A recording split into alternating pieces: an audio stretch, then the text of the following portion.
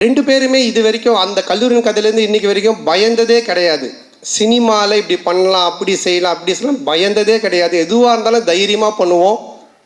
ஐயோ அது அப்படி ஆகிடுமோ, ஐயோ இப்படி ஆகிடுமோ, இப்படி பண்ணால் அப்படி ஆகிடுமோ அப்படின்ற பயம் எங்களுக்கு கிடையவே கிடையாது.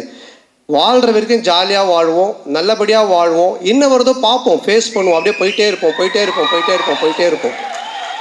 அந்த ஒரு எனர்ஜி தான் இன்னைக்கு வரைக்கும் ஆர்யாவை இங்கே ஒரு இந்த இடத்துல கொண்டு வந்து ப்ரொடியூசராக நிற்க வச்சிருக்கு. என்னையும் ஒரு படம் பண்ணி போயிட்டு இருக்கிற இடத்துல வச்சிருக்கு. ஸோ நாங்கள் 2 பேரும் பயந்ததே கிடையாது. இந்த படம் நீங்கள் சொன்ன மாதிரி, ஆர்யா சொன்ன மாதிரி, என்னுடைய பிரச்சனையை தீர்த்து படத்தை பண்ணுறதெல்லாம் வந்துட்டு வேறு யாருனா இருந்தாங்கன்னா என் வீட்டு வாசலே தான் படுத்திட்டு இருந்திருப்பாங்க.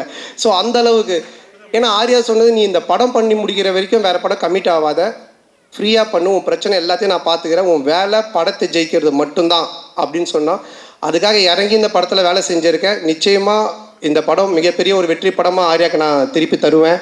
மிகப்பெரிய வெற்றி படமாக இது இருக்கும்.